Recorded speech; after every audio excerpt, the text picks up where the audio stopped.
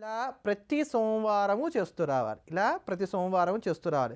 ప్రారంభం చేయడం మాత్రం నెలలో వచ్చేటువంటి మొదటి సోమవారం రోజు ప్రారంభం చేయాలి. మరి ఇలా ప్రతి సోమవారం చేస్తున్నప్పుడు ముందు తెచ్చుకున్నటువంటి ఆకులు ఏం చేయాలండి? క్రితం వారం తెచ్చుకున్న ఆకులు ఉన్నాయి కదా, వాటిని ఏం చేయాలంటే అవి ఎవరూ తొక్కకుండా ఏదైనా సరే ఒక దేవాలయంలో వేసేసి రావచ్చు. దేవాలయంలో చెట్ల కింద పెట్టేయడమో ఎక్కడైనా పెట్టేయడమో చేసి రావచ్చు. లేదు నదులు కానీ ప్రవాహాలు కానీ ఎవరు ఉన్నట్లయితే వాటిల్లో వేసేయచ్చు. ఇలా చేస్తూ వచ్చినట్లయితే క్రమేపీ మీకుండేటువంటి జాతక సంబంధమైనటువంటి దోషాలను అనుసరించి కొంచెం నిదానంగా కానీ వెంటనే కానీ మంచి ఫలితం వస్తుంది. మీ వారు మీతో ప్రేమగా మాట్లాడతారు, మిమ్మల్ని హింసించడం మానేస్తారు. మాటలతో కానీ చేతలతో కానీ ఎక్కడ మిమ్మల్ని హింసించకుండా చక్కగా ఆపేక్షగా ప్రేమగా చూసుకుంటారు. అంత అద్భుతంగా ఉపకరించేటువంటి పరిహారం ఈ పరిహారం.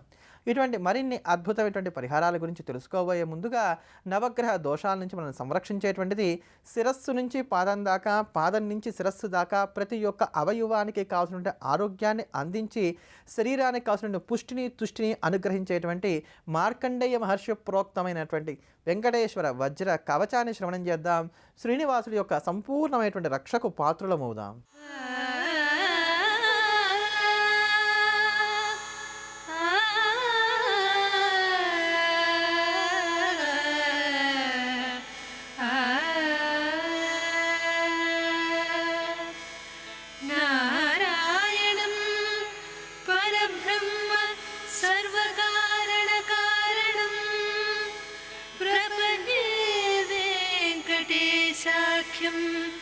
तदेव कवचं मम नारायणं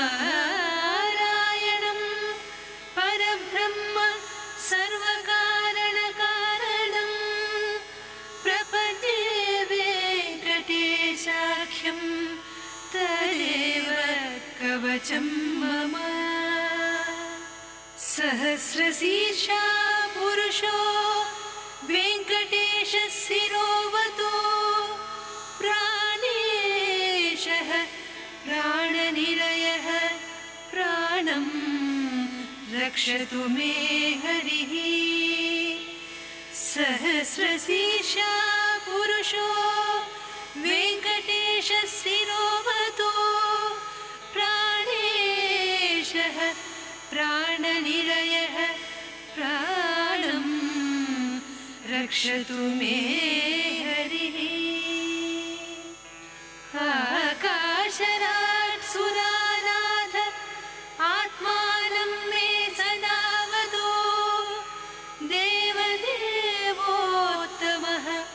पायाद्देहं मे वेङ्कटेश्वरः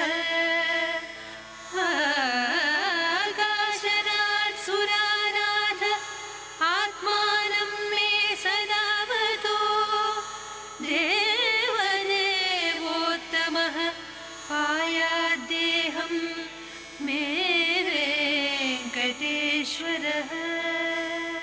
మనం గత కొద్ది రోజులుగా ప్రారంభం చేసుకొని మార్కండేయ పురాణంలో ఉన్నటువంటి అత్యద్భుతమైనటువంటి నారాయణి స్తోత్ర వైశిష్ట్యాన్ని గురించి తెలుసుకుంటున్నాం. ఈ నారాయణి స్తోత్రం సాక్షాత్తు దేవతలు శుంభనిశుంభాసుర సంహారం అయిపోయిన తర్వాత అమ్మవారిని ఉద్దేశించి అమ్మవారు చేసినటువంటి విజయ కార్యానికి కృతజ్ఞతలు చెప్పుకుంటూ చేసినటువంటి స్తోత్రం. ఇది చాలా సారభూతమైనటువంటి స్తోత్రం. వేదంలో ఉండేటువంటి సూక్తములు ఎంత బలవత్తరమైనవో ఈ నారాయణి స్తోత్రం కూడా అంతే బలవత్తరమైనది. సమస్తమైనటువంటి చరాచరమైనటువంటి ప్రపంచంలోనూ కూడా అమ్మవారి యొక్క చైతన్యాన్ని చూసి మనం తరించడానికి కావాల్సిన ప్రజ్ఞను మనకు అనుగ్రహించేటువంటి స్తోత్రం ఈ స్తోత్రం. ఇందులో అసంఖ్యాకమైనటువంటి శ్లోకాలు ఉన్నాయి, చాలా శ్లోకాలు ఉన్నాయి. వాటిలో ఒక్కొక్క శ్లోకాన్ని అనుసంధానం చేయడం వలన, పారాయణ చేయడం వలన ఒక్కొక్క విశిష్టమైనటువంటి ఫలితం ఉంది. ఆ క్రమంలో ఈ రోజున నారాయణీ స్తోత్రంలో ఉన్నటువంటి 15వ శ్లోకానికి ఉన్నటువంటి వైశిష్ట్యాన్ని గురించి తెలుసుకుందాం. ఈ 15వ శ్లోకం అమ్మవారి యొక్క కౌమారి స్వరూపాన్ని మనందరికీ కూడా తెలియజేసేటువంటి శ్లోకం. అమ్మవారి యొక్క కౌమారి స్వరూపాన్ని, కుమారస్వామికి ఉన్నటువంటి ఆత్మశక్తికి కౌమారి అని పేరు. కుత్సితమును తీసివేస్తుంది కనుక ఈ తల్లికి కౌమారి అని వ్యవహారం వచ్చింది. ఈ శ్లోకాన్ని ఇప్పుడు మనం చెప్పుకోబోతున్నటువంటి దాన్ని కనుక రోజు 108 సార్లకి తగ్గకుండా మనం పారాయణ చేస్తూ వచ్చినట్లయితే ఎవరికైతే కోర్టు కేసులు వివాదాస్పదంగా ఉంటూ వస్తున్నాయో వాటిలో కొంత సానుకూలతను మీరు పొందగలుగుతారు. జాతకరీత్యా ఏ కొద్దిపాటి యోగం ఉన్నప్పటికీ, అది ధర్మబద్ధమైనటువంటి కేసు అయినప్పటికీ వీరు దాంట్లో విజయాన్ని కూడా సొంతం చేసుకోగలుగుతారు. అంత విశేషంగా మనకు ఉపకరించేటువంటి స్తోత్రం.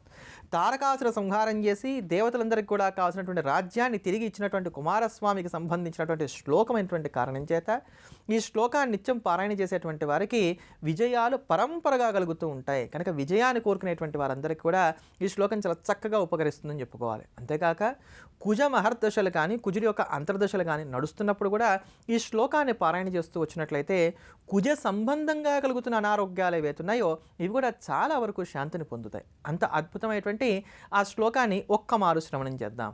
మయూర కుక్కుట వృతే మహాశక్తి ధరే అనగే కౌమారీ రూప సంస్థానే నారాయణీ నమోస్తుతే. మయూర కుక్కుట వృతే మహాశక్తి ధరే అనగే కౌమారీ రూప సంస్థానే నారాయణీ నమోస్తుతే. మయూర కుక్కుట వృతే మహాశక్తి ధరే అనగే కౌమారీ రూప సంస్థానే నారాయణీ నమోస్తుతే. నెమళ్ల చేత, కోడుల యొక్క సమూహము చేత చుట్టబడి చక్కగా అందంగా ప్రకాశిస్తున్నటువంటిది, పాపము లేనటువంటిది అయినటువంటి ఆ కౌమారీదేవి మమ్మ రక్షించుగాక అని చెప్పని ఈ శ్లోకానికి అర్థం. అటువంటి ఈ శ్లోకంతో అమ్మవారిని నిత్యం కూడా ప్రార్థించి విజయ పరంపరను పొందుదాం. ఈ యొక్క సోమ ప్రదోషాన్ని పురస్కరించుకొని ఉమామహేశ్వరుల యొక్క అనుగ్రహాన్ని అందించేటువంటి ఉమామహేశ్వర స్తోత్రాన్ని ముందుగా శ్రవణం చేద్దాం. ఈ ఉమామహేశ్వర స్తోత్రం సాక్షాత్తు శంకర భగవత్పాదాచార్యుల వారు మనకు అనుగ్రహించినటువంటి స్తోత్రం. ఎవరైతే ఈ స్తోత్రాన్ని నిత్యం పారాయణ చేస్తూ ఉంటారో వారికి పూర్వజన్మార్జితమైనటువంటి కర్మలన్నీ కూడా నశించి శివైక్యాన్ని పొందగలుగుతారని చెప్పని ఫలశ్రుతిలో తెలియజేయడం జరిగింది. అంతటి భవ్యమైనటువంటి ఆ ఉమామహేశ్వర స్తోత్రాన్ని శ్రవణం చేసి ఉమామహేశ్వరుల యొక్క అనుగ్రహానికి పాత్రలమవుదాం. నమః శివాభ్యాం నవయౌవనాభ్యాం परस्पराश्लिष्टवपुर्धराभ्यां नागेन्द्रकन्या वृषकेतनाभ्यां नमो नमः शङ्करपार्वतीभ्यां. नमः शिवाभ्यां वृषवाहनाभ्यां विरिञ्चि विष्णुन्द्रसुपूजिताभ्यां विभूतिपाटीरविलेपनाभ्यां नमो नमः शङ्करपार्वतीभ्यां.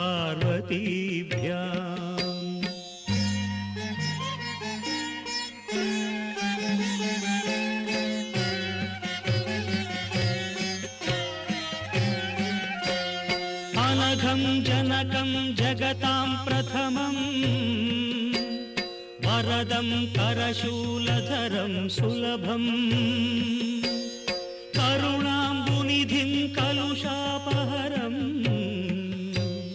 प्रणमामि महेश्वरमेकमहम्.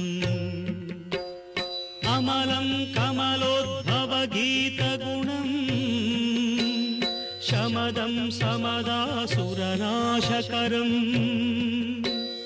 रमणीयरुचिं कमनीयतनुं नम साम्ब शिवं नतपापहरम्. शिवं शङ्करं बन्धुरं सुन्दरेशं नटेशं गणेशं गिरीशं महेशं दिनेशेन्दुनेत्रं सुगात्रं मृडानी पतिं श्रीगिरीशं हृदा भावयामि. भृङ्गीच्छानटनोत्कटः करिमदग्राही स्फुरन्माधवाह्लादो नादयुतो महासितवपुः पञ्चेषु नाचादृतः सत्पक्षः सुमनो वनेषु स्वपुनः साक्षान्मदीये मनोराजीवे भ्रमराधिपो विहरतां श्रीशैलवासी विभुः. सोमोत्तंसः सुरपरिषदां येष जीवातुरीशः पाशच्छेत्ता पदयुगजुषां फुल्लमल्लीनिकाशः ध्येयो देवः प्रकटितवधूरूपवामात्मभागः